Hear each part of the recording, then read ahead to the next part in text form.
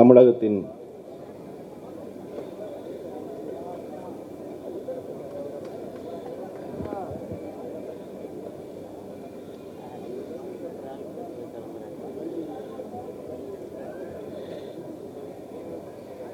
தமிழ்நாட்டின் முதலமைச்சருடைய 72வது பிறந்த நாளை கிட்டத்தட்ட இல்லை, ஒரு மாதத்திற்கும் மேலாக கொண்டாடி கொண்டிருக்கும் சென்னை தெற்கு மாவட்டத்தின் தூண் அண்ணன் அமைச்சர் மா சுப்பிரமணியம் அவர்களே,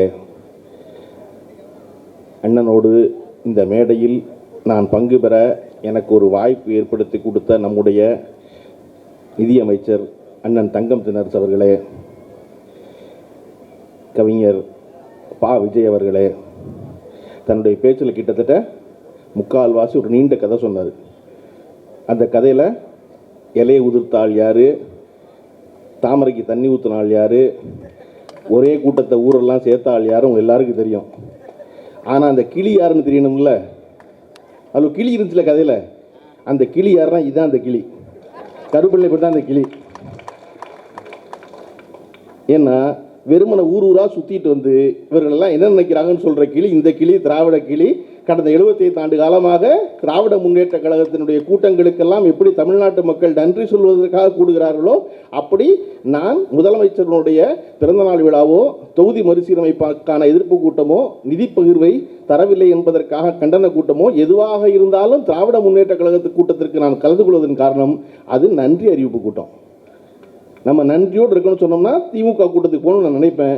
அதுதான் நான் வருவதற்கான காரணம். அப்படி அந்த கிளி நான் தான் அந்த கிளி.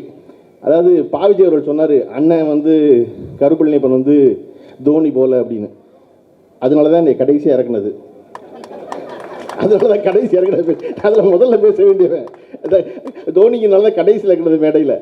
இந்த மேடை பெரிய மகிழ்ச்சி எனக்கு என்ன அப்படின்னா, பேசிய இரு அமைச்சர்களும் ஒரு துளி கூட அரசியல் பேசாமல், எதிரணியை பற்றி பேசாமல், முழுக்க இந்த ஆட்சியினுடைய சாதனை என்ன, முதல்வருடைய சிறப்பு என்ன அப்படிங்கிறது இருக்கு இல்லையா, அதை பற்றி பேசுவதற்கு ஒரு மாத காலமாக செய்திருக்கிறது பாருங்க. ஒரு மாத காலம் கூட்டம். இந்த கூட்டத்தில் இன்னைக்கு முதலமைச்சரை போற்றி வாழ்த்தி எதுவும் பேசலை. அதற்கு பதிலாக அவர் செய்த திட்டங்கள் எல்லாம் என்ன, அவர் என்னவாகலாம் எங்களை வழிகாட்டுகிறார், வழிநடத்துகிறார் என்று தொடர்ந்து பேசிக் கொண்டிருப்பதற்குல்ல, அதுதான் ஒரு மனிதனுக்கு கிடைக்கிற மிகச்சிறந்த பாராட்டுன்னு நினைக்கிறேன். நான் நினைச்சேன், சரி குறைஞ்சபட்சம் நம்ம கவிஞர் வித்தக கவிஞர் விஜயாவது பேர் சொல்லுவார்னு நினைச்சேன். விஜய் சொன்ன பேர் எந்த பேர் உங்களுக்கு தெரிஞ்சுன்னு நினைக்கிறேன். முதல்ல விஜய் சொன்ன பேர் விஜய். இது விஜய் எதுக்கு யோசிக்கிறதுனா, சரி என்னன்னு தெரியல, ஒருவேளை நாளை பின்ன மறுபடியும் பாட்டுக்கிட்டு எழுத கூப்பிட்டாங்கன்னா மறுபடியும் கண்டிப்பாக நடிக்க வர போகிறாரு. நடிக்க வந்தால் பாட்டுக்கிட்டு எழுத கூப்பிட்டாங்கன்னா இப்போவே போட்டு கெடுத்துட வேண்டாம் அப்படின்னு. ஏன்னா நான் நடிக்க மாட்டேன்னு சொல்லிட்டு போனால் பூரா திரும்ப நடிக்க வந்துருச்சு அவ்வளோ பேரும். அப்படி விஜய் நடிக்க வந்துடுவார். எனக்கு வந்து இன்றைக்கி வந்து முதல்வர் அவர்கள் வந்து கோவையில் திருச்சியில் ஒரு மிகப்பெரிய நூலகம் கட்டி அந்த உலகத்தரம் வாய்ந்த நூலகத்துக்கு காமராஜ் அவர்கள் பெயரை வைப்பேன்னு சொன்ன பொழுது நான் பெரிதும் மகிழ்ந்தேன். ஏன்னா நம்ம வந்து திராவிட முன்னேற்ற கழக ஆட்சியில் தமிழ்நாட்டில் நூலகம் கட்டுறோம். நூலகம் கட்டும்போது அண்ணா பேர் ஒன்று வச்சாச்சு சென்னையில். அதை விட சிறப்பாக மதுரையில் ஒரு நூலகம் கட்டி கலைஞர் பேர் வச்சாச்சு. கோவையில் நூலகத்துக்கு பெரியார் பேர் வச்சிருக்கு. இப்போ 3 பெரும் தலைவர்கள் திராவிட தலைவர்கள் பேர் வச்சாச்சு. 4வது யார் பேர் வைக்கணும்? இன்னும் திராவிட கட்சியில் தலைவர்களே இல்லையா? பேரை வைக்க முடியாதா? எதற்காக வந்து காமராஜின் பேர் வைக்கிறோம்? ஏன்னா முந்தாள் விஜய் சொன்னார்ல, தமிழக வெற்றி கழகத்துக்கும் திமுகவுக்கு தான் போட்டி, எங்களுடைய ஒரே எதிரி திமுக தானே பாருங்க. அதை முதல்ல சொன்னவர் காமராஜர். முதல்ல காமராஜர் சொன்னது 1958 சட்டசபையில் சொன்னால் எங்களுடைய ஒரே எதிரி திமுக தானாரு. அப்போ நம்மளை யார் மிகச்சிறந்த எதிரியாக நினைத்தார்களோ அவர்கள் பெயரையும் வைத்து மகிழ்கிற கட்சி தான் திராவிட முன்னேற்ற கழகம். வாங்க, நீங்கள் தானே எதிரி, நீங்கள் உங்கள் பேரை வைக்கிறோம், உலகத்துக்கு நூலகன்ட்டு உங்கள் பேர் வைக்கிறோம்னு. எல்லோரையும் யாரெல்லாம் வந்து திமுக தான் ஒரே எதிரின்னு சொன்னார்களோ அவர்கள் எல்லாம் வரிசையாக கடந்த 70 ஆண்டு காலமாக 75 ஆண்டு காலமாக திராவிட முன்னேற்றம் சந்தித்து கொண்டே வருகிறது. நீங்கள் இன்றைக்கி பேசும்போது மாசு அண்ணன் வந்து மேடையில் இருக்க எல்லார் பேரையும் சொன்னார். பாதி பேரை திரும்பி பார்க்காம சொன்னார். அப்படி ரவி பேரை விட்டுட்டார். வந்து உட்கார்ந்ததுக்கப்புறம் தான் அண்ணே ரவி வந்திருக்காருண்ணே அப்படின்னு. அல்டா ரவி வந்திருக்காரா பத்தியா, யாருமே என்ன சொல்லி அப்போ பேர் விட்டுட்டேனேப்பா அப்படின்னு. அங்கிட்ட இருந்து ஒருத்தர் வந்து அட கபிலன் உடனே விட்டுட்டேனா அப்படின்னாரு. பரவாயில்ல ரவியை விட்டுட்டேன் கபிலனை விட்டுட்டேன் அப்படின்னு. ஒரு மேடையில் உட்காந்துருக்க 40 பேரில் எல்லார் பேர்களையும் சொல்லி கீழே இருக்கால பேரை சொல்லி கூப்பிட்டு நடத்துறது இருக்கு இல்லையா, அதுதான் ஒரு கட்சி எவ்வளவு சிறப்பாக கலந்து கொள்கிறது இடம். அதன் பிறகு பேச வந்த நம்முடைய நிதியமைச்சர் அவர்கள் இந்த பகுதியில் இருக்க எல்லா கட்சிக்காரும் தெரிஞ்சிக்க முடியாது, ஆனால் அவர்கள் யாரும் நமக்கு வருத்தப்படக்கூடாதுங்கிறதுக்காக கையில் இருக்க பட்டியல் வச்சு அத்தனை பேரையும் அவர்களை சொல்வதற்கான காரணம் இவர்கள் எல்லோரும் இந்த கட்சிக்காக வேலை செய்கின்றவர்கள், இவர்களை மேடையில் அங்கீகரிக்க வேண்டியது ரொம்ப முக்கியம்னு அறிந்ததுனால தான் அண்ணன் வந்து அவ்வளோ பேரையும் மொத்தம் தங்கந்தனரசன் பேப்பர் படிக்கிறாரு. இதை நான் வந்து இவர்கள் இருவர் மட்டுமல்ல இந்த கட்சியில் எல்லாத்தையும் பார்த்துருக்கேன். நான் வந்து நம்முடைய துணை முதல்வர் உதயநிதி அவர்களை சந்திக்க போகும்போது அந்த வீட்டுக்குள்ளே அவ்வளோ பெரிய கூட்டம், எனக்கு எப்படி உள்ளே போகிறதுன்னு தெரியல. இப்போ எப்படி தள்ளுறது, வெக்கமாக இருக்கும்போது நமக்கு தள்ளு எப்படி தள்ளுறது, உள்ளே போக முடியல. நான் அவருடைய உதவியாளருக்கு ஃபோனில் கூப்பிட்றேன், அண்ணன் உள்ளே வாங்கங்கிறார் அவர். நானும் வரணும் தான் நினைக்கிறேன், வர முடியலையே அப்படின்னா அவரை போய் ஒரு அழைப்பிதழ் கொடுக்கணும், அவ்வளோதான். அதுக்காக தான் பார்க்க போகிறேன், நான் வேறு ஒன்றும் செய்தி இல்லை. அந்த அழைப்பிதழ் கொடுக்க போனால் அந்த அறைக்குள்ளே திரு உதயநிதி ஸ்டாலின் அவர்களோட கிட்டத்தட்ட 150 கட்சிக்காரர்கள் உடனிருந்து அவர்களோட தான் தேர்ந்து கொடுத்தேன். அப்போ ஒருத்தர் தினசரி கட்சிக்காரர்களை பார்க்க முடியும், கட்சிக்காரர்கள் இருக்க முடியும் இருக்குது இல்லையா. அப்படி இருக்கும்போது நம்முடைய நடிகர் விஜய் அவர்கள் சொல்கிறார், என் கட்சிக்காரர்களை யாருமே நான் பார்க்க முடியல, பெரிய தடையாக இருக்காங்க. அப்படி நீங்கள் முதல்ல உங்கள் வீட்டை விட்டு வெளியே வாங்க, அவ்வளோ பெரிய காம்பவுண்ட் கட்டிட்டு தான் எப்படி கட்சிக்காரன் பார்ப்பான். இந்த நாட்டில் கலைஞர்னு ஒருத்தர் இருந்தார், கடைசியில் ஒரு வீட்டில் இருந்தார். அந்த வீட்டில் ரோட்லேருந்து எட்டி பார்த்தாலே கலைஞர் தெரிவார். மாறினாரா வீடு, எம்எல்ஏ மாறினாரா? இன்னொரு முக்கியமான செய்திகள்லாம் சொல்லணும், அந்த வீடு அவர் முதல் முறையாக எம்எல்ஏ ஆவதற்கு முன்னராக வாங்கியது வீடு.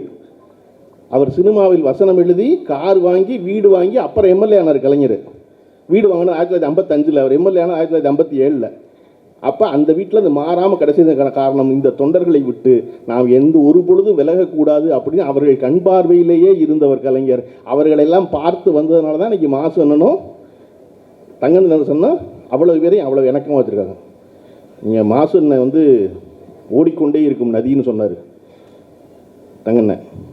அவர் ஓடிக்கொண்டே நதின்னு சொல்கிறது வந்து அது இரட்டுற மொழிதல். அதில் 2 இருக்குது. என்ன அப்படின்னா, ஒன்று அவ்வளவு பரபரப்பாக கட்சி வேலை செய்கிறவர், இன்னொன்று நிஜமாகவே லிட்ரலாக தினசரி ஓடிக்கிட்டே இருக்கவர்.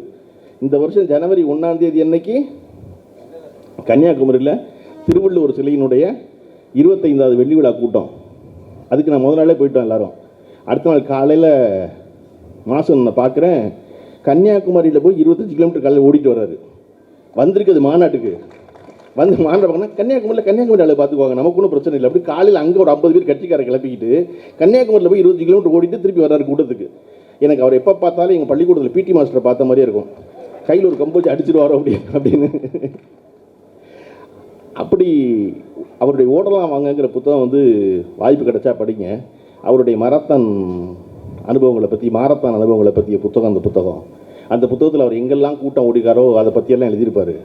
எனக்கு அந்த புத்தகத்தில் ரொம்ப கவர்ந்த விஷயம் 2 விஷயம். ஒன்று வந்து ஒரு இடத்துல கூட அவரை முன்னிலைப்படுத்தியிருக்க மாட்டார். அவரை பற்றியது ஒரு 1.5 பக்கத்தில் முடிஞ்சிடும். தான் என்னவான ஒரு விபத்தை சந்தித்தேன், அந்த விபத்தில் எப்படி நான் அந்த போட்டிக்கு வந்தேங்கிற 1.5 பக்கத்தில் முடிச்சுட்டு அதுக்கப்புறம் தன்னோடு யாரெல்லாம் மாரத்தான் ஓடியவர்கள் யாரெல்லாம் நடத்தினவங்கன்னு சொல்லணும்ல புத்தகம். ஆனால் அந்த புத்தகம் இருக்காது.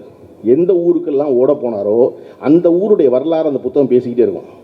நான் அப்போ தான் நினச்சேன், இது எங்கேருந்து வந்திருக்கணும் தாக்கம்னா கலைஞருடைய நெஞ்சுக்கு நீதி அப்படி இருக்கும். நெஞ்சுக்கு நீதி அவருடைய வரலாறு எழுது வந்து புத்தகம் தான். ஆனால் கலைஞருடைய நெஞ்சுக்கு நீதி அப்படி இருக்காது. அது என்ன செய்யும்னா அன்றைக்கு நிகழ்ந்த உலக வரலாறை, உள்ளூர் வரலாறை, தேச வரலாறை சொல்லிக்கிட்டே வரும். அது அதை போல் ஓடலாம் வாங்கும்போது அவர் எங்கெல்லாம் போனாரோ அந்த நாட்டுடைய வரலாறு பூரா பேசிக்கிட்டே ஒரு முக்கியமான ரொம்ப சிறந்த புத்தகம். அண்ணன் வந்து இந்த கூட்டத்துக்கு பேச அழைத்த பொழுது நான் இது 2 புத்தகத்தை மட்டும் குறிப்பிடாமல் இன்னொரு விஷயம் குறிப்பிடணும்னு நினச்சேன். என்ன அப்படின்னா, இன்றைக்கு தேர்தலை நோக்கி எல்லாரும் பரபரப்பாக பேசி கூட்டணி பேச்சுவார்த்தை கார் மாறி கார் போய் ரகசியமாக பேசிட்டு வந்து இல்லையே நாங்கள் சும்மா தான் போயிட்டு வந்தோம் அப்படி சொல்லி முடிச்சா அங்கேருந்து அமித்ஷா வந்து இல்லை கூட்டணி தான் பேசுவாங்கிறார். இவர் சும்மா தான் போயிட்டு வந்தாங்கிறார். இவர் இன்றைக்கி தமிழ்நாட்டினுடைய அவர் தாமரைக்கு தண்ணி ஊற்றுற ஒரு புதால் ரெடி பண்ணிக்கிட்டு இருக்காங்க. எனக்கெல்லாம் வருத்தம் என்னென்னா அண்ணாவிலேட்டாலும் மாற்றிட போகிறாங்க. ஏன்னா நமக்கு இருக்கிற ஒரே காமெடி அவர் தான். அவரை மாற்றிட்டா என்ன செய்யுது அப்படின்னு என் ஃப்ரெண்டு சொன்னால், விட்றா அந்த கட்டில் எல்லா கட்டும் ஜோக்கர் தான், யார் வந்தாலும் காமெடியாக தான் இருக்குது, அதில் என்ன இருக்குது அப்படின்னு. அதை போல் இப்படி இவ்வளவு பரபரப்பு இருக்கும் பொழுது நான் முதல்வர் ஸ்டாலின் அவர்களை செஞ்சு பார்க்குறேன். என்ன அப்படின்னா, ஒரு மனிதன் தொடர்ச்சியாக இப்படி கொண்டாடப்படுவதற்கான காரணம் தேர்தலை நோக்கி அரசியலை செய்யாமல் இந்த மாநிலத்தின் நலனுக்கான அரசியலை செய்வதால் தான் தொடர்ந்து கொண்டாடப்படுறது. உங்களுக்கு ஒரு சின்ன சம்பவத்தை ஞாபகப்படுத்தணும்னு நினைக்கிறேன். என்ன அப்படின்னா, 2003 நம்ம சென்னையில் இருக்க பெண்கள் கல்லூரி, ராணிமேரி கல்லூரி, குயின் மேரிஸ் காலேஜ், அது 1914 ஆரம்பிக்கப்பட்ட கல்லூரி. இந்தியாவின் முதல் பெண்கள் கல்லூரி, பெண்கள் படிப்பதற்காக முதல் பெண்கள் கல்லூரி குயின் மேரிஸ் கல்லூரி தான். அந்த கல்லூரியை 2003 இடிப்பது என்று அன்றைய முதல்வர் ஜெயலலிதா அவர்கள் முடிவு செய்தார். ஜெயலலிதா அவர்கள் முடிவு செய்த பொழுது அதை எதிர்த்து 2003 மார்ச் 27 அந்த கல்லூரியினுடைய பெண்கள் பேராசிரியர்களும் கல்லூரி மாணவிகளும் தெருவுக்கு ஒரு போராட்டம் நடத்த ஆரம்பித்தாங்க. ஒரு பெரிய பேசு பொருளாக மாறல தமிழ்நாட்டில். அப்படி இருந்த பொழுது நம்முடைய முதல்வர், இன்றைய முதல்வர், அன்று துணை முதல்வர் இல்லை, அன்று அவர் மேயரும் இல்லை, அன்று ஒரு கட்சியினுடைய தொண்டனாக தமிழ்நாட்டில் பெண்கள் படிப்பதற்கு இடையூறு ஏற்படுகிறது என்பதனால் மார்ச் 10 அந்த போராட்டத்தில் கலந்துக்க போய் நேரடியாக போய் களத்தில் போய் உட்கார்ந்தார் திரு மு க ஸ்டாலின் அவர்கள். நேரடியாக போய் உட்கார்ந்தோன்னு தமிழ்நாட்டின் செய்தியானது. அது செய்தியான பிறகு அடுத்த நாள் அவர் கைது செய்யப்பட்டார். கைது செய்யப்பட்டு கடலூர் சிறையில் அடைக்கப்பட்டார் திரு ஸ்டாலின் அவர்கள். தேசம் முழுக்க செய்தியானது. ஒரு கல்லூரி இடிக்கப்படுகிறது, அதை எதிர்க்கட்சி தலைவர் ஒருவர் எதிர்க்கிறார், அவர் கைது செய்யப்படுகிறார் அப்படின்னோடனே அதுவரை நீர்பூத்த நெருப்பாக இருந்த ராணிமேரி கல்லூரி விவகாரம் எல்லா இடத்திலும் செய்தியாகி ஏப்ரல் மாதம் 25 ஹைகோர்ட் தடை உத்தரவு வழங்கி அந்த கல்லூரியை இடிக்கக்கூடாதுன்னு தீர்ப்பு வழங்குனுச்சு. நான் சிந்திச்சு பார்க்குறேன், அன்றைக்கி தேர்தல் நேரம் இல்லை. அந்த கல்லூரியில் படிச்சுக்கிட்டது பெண்கள் 17 வயசு, எல்லாருக்கும் யாருக்கும் ஓட்டு கிடையாது. அதுவெல்லாம் முக்கியம் இல்லை. இங்கே பெண்களின் படிப்புக்கு தடை வருமனில் முதல் ஆளாக போய் நிற்க வேண்டும் என்று நினைத்ததன் விளைவு தான் இன்னைக்கு எல்லா பெண்களும் கொண்டாடுகிற ஒரு ஆளாக அவர் மாறுகிறார் இல்லையா? அதை நினைக்கணும்ல. போய் எப்பொழுதும் ஒரு தலைவனின் மேல் எப்பொழுது நம்பிக்கை ஒரு மக்களுக்குன்னா ஒரு காரியத்தை தீவிரமாக ஈடுபட்டு அதை நடத்தியே முடிச்சா மட்டும்தான் நம்ம வறுமை ஒழிய கல்யாண மண்டபத்தில் கூட்டம் போட்டால் வராது. திரும்ப திரும்ப சொல்லிட்டு தான் வராது. எனக்கு ரொம்ப இந்த நிதிநிலை அறிக்கையில் பல விஷயங்களை பேசியிருந்தாங்க. எல்லா சிறப்புகளையும் கவிஞர் சொன்னது போல் தமிழின் மரபு சார்ந்த விஷயங்களை பேசி அவ்வளோ சிறப்பான ஒரு நிலைக்கு இருந்துச்சு.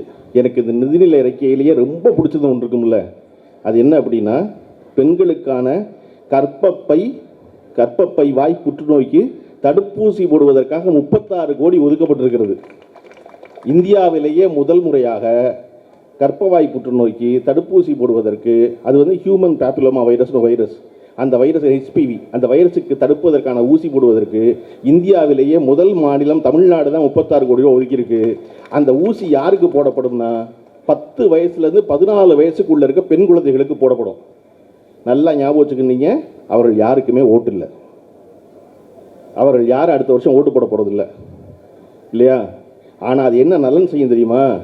20 ஆண்டு காலம் கழித்து தமிழ்நாட்டில் கர்ப்பவாய் புற்றுநோயால் பாதிக்கப்பட்ட ஒரு பெண் கூட இல்லை அப்படிங்கிற வரலாறு எழுதப்படும் இந்தியாவில் முதல் முறையாக. அப்போ ஒரு தலைவர் எதை நோக்கி சிந்திப்பது என்றால், இந்த தேர்தல் இல்லை, அடுத்த தேர்தல் இல்லை, நீண்ட காலம் இந்த மாநிலத்துக்கு எது பயன் தரும், அதுக்கு என்ன செய்யணும் அப்படிங்கிற வேலை செய்வதற்கு இல்லையா? அப்படி வேலை செய்யறதுனால தான் அவரை ஒத்த அவருடைய அமைச்சர்கள் அத்தனை பேரும் இப்படி கொண்டாடி தீர்க்கிறார்கள் அவரை. நீங்கள் எப்படி கலைஞர் அவர்களுடைய தலைமையில் இந்தியாவில் முதல் முறையாக போலியோவே இல்லாமல் ஒழித்த முதல் மாநிலம் தமிழ்நாடு என்று பெயர் வாங்கியதோ, அப்படி பெண்கள் கர்ப்பவாய் புற்றுநோயே இல்லாத பெண்கள் இந்த மாநிலம் தமிழ்நாடு பெயர் வாங்குகிற நாள் இன்னும் 20 வருஷம் ஆகும். அப்பதை போல தொடர்ச்சியாக இதை வேலை செய்வதற்கில்லை. இன்னொரு எளிய விஷயம் சொல்கிறேன் உங்களுக்கு. நம்ம பேருந்தில் பெண்களுக்கெல்லாம் கட்டணமில்லா பயணம் இருக்கு இல்லையா, விடியல் பயணம். அந்த பயணம் நம்மை பார்த்து தான் கர்நாடகாவில் அவருடைய தேர்தலில் அறிவித்து கர்நாடகாவில் அறிவித்தாங்க, யாருக்கும் பெண்களுக்கு வாங்குறது இல்லைன்னு. ஆனால் எந்த பெண்களுக்கு? கர்நாடக பெண்களுக்கு மட்டும்தான் கிடையாது. அவங்க ஆதார் கார்டு காமிக்கணும். நீங்கள் தமிழ்நாட்டிலேருந்து கர்நாடகாவுக்கு போனீங்கன்னா உங்களுக்கு நீங்கள் டிக்கெட் வாங்கணும். ஆனால் தமிழ்நாட்டில் பேருந்தில் ஏறும் எந்த பெண்ணாக இருந்தாலும், எந்த மாநிலமாக இருந்தாலும், எந்த நாடாக இருந்தாலும் அவர்களிடம் டிக்கெட் வாங்க மாட்டாங்க. அது மட்டுமல்லாது 3ஆம் பாலினத்துக்கு நீட்டிச்சார் நம்முடைய முதல்வர். இங்கே நீங்கள் பெண்ணாக இருந்தால் போதும், அவங்க ஓட்டு போட போகிறாங்களா? வேறு மாநிலத்தில் வர பெண் ஓட்டு போட போகிறாங்களா? வேறு நாட்டில் வர பெண் ஓட்டு போட போகிறாங்களா? ஆனால் அது முக்கியம் இல்லை. இங்கே பெண்களுக்கு கட்டணம் இல்லை முடிவு பண்ணும். எல்லா பெண்களுக்கும் கட்டணம் இல்லை என்று ஆக்குவதற்கு இல்லையா? அதுதான் ஒருவருடைய சிறந்த ஆட்சியாக இருக்கும்னு நினைக்கிறேன். இந்த அரசு தொடர்ச்சியாக பெண்களுக்கான நலனை பேசுகிறது, பெண்களின் நலனை பேணுகிறது. இந்த நேரத்தில் நம்முடைய நடிகர் விஜய் போல, விஜய் அரசியலுக்கு வருவதை நான் வெகுவாக வரவேற்கிறேன். எல்லாருமே வரணும். என்ன நல்ல செய்தானே வர்றாங்க இல்லையா? நல்ல செய்தானே வரீங்க, நல்லா வாங்க, எல்லாருமே வரலாம். இங்கே கட்ட தொடர்ந்துருக்கு, யார் வேணால் கிடைக்கலாம். ஆனால் வரும்பொழுது என்ன சொல்கிறீங்கிறது ரொம்ப முக்கியம். விஜய் அவர்கள் இந்த மேடையில் உட்காந்துக்கிட்டு அவருடைய கட்சியை சேர்ந்த பெண்கள் 2 பேரை விட்டு 1000 ரூபாய் கொடுக்குறீங்க, 1000 ரூபாயில் என்ன பயன் அப்படின்னு கேட்குது ஒரு பொண்ணு.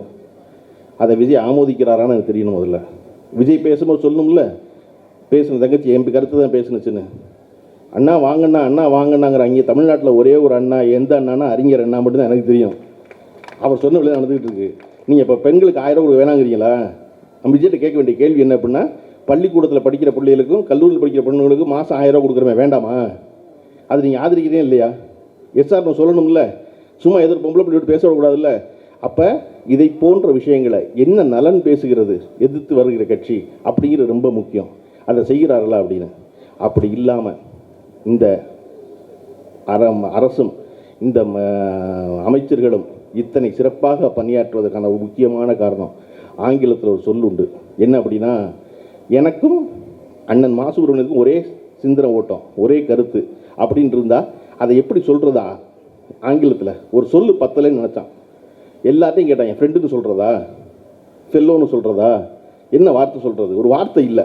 எனக்கும் அவருக்கும் ஒரே வகையான என்ன ஓட்டம், எனக்கும் அவருக்கும் ஒரே வகையான விருப்பம், எனக்கும் அவருக்கும் ஒரே வகையான ஆசை, எனக்கும் அவருக்கும் ஒரே வகையான ஆர்வம் அப்படின்னு இருந்தால் அது ஆங்கிலத்தில் என்னவாக சொல்வதுன்னு கேட்ட பொழுது அதுக்கு வார்த்தை இல்லாமல் கடைசியில் ஒரு ஆங்கில அறிஞர்கிட்ட சொல்லி ஆக்ஸ்போர்ட் டிக்ஷனரியில் ஒரு புதிய வார்த்தை சேர்க்கப்பட்டது. அந்த வார்த்தை என்ன வார்த்தை அப்படின்னா மில்வர்னு ஒரு வார்த்தை, MILVER. மில்வர் அப்படின்னா ஐம் அ மில்வர் ஆஃப் மாசு, அப்படின்னா எனக்கு மாசு ஒரே கருத்து உண்டுன்னு அர்த்தம். அப்படி இன்றைக்கு இந்தியாவில் இருக்கும் அரசுகளிலேயே தமிழ்நாட்டு அரசு மட்டும்தான் அமைச்சர் முதல்வர் என்ன சிந்திக்கிறாரோ அதை சிந்திக்கிற அத்தனை அமைச்சர்களும் இது ஒரு மில்வர் மந்திரி சபையாக அவர் விருப்பத்தை நிறைவேற்றுவதாக அதே ஆர்வம் கொண்டவர்களாக அதே அக்கறை கொண்டவர்களாக இப்படி ஒரு அமைச்சர்கள் அமைந்தது என்பது ஒரு பெரிய மகிழ்ச்சி நமக்கு எல்லாருக்கும். இந்த மகிழ்ச்சி தொடர்ந்து நீடிக்க வேண்டுமெனில் என்ன செய்ய வேண்டுமெனில் இன்று முதல் வேலைகளை தொடங்கி வருகின்ற தேர்தலில் ஒரு மிகப்பெரிய வெற்றியை வெல்வோம் 200 படைப்போம் வரலாறு என்பதை சாத்தியமாக்கி தொடர்ச்சியாக தேர்தல் மட்டுமல்லாது மக்கள் நலன் பேணும் ஒரு அரசை நீடிக்க வைப்பதில் நாம் எல்லோரும் பணிபுரிய வேண்டும் என்று கேட்டுக்கொண்டு விடைபெறுகிறேன். நன்றி, வணக்கம்.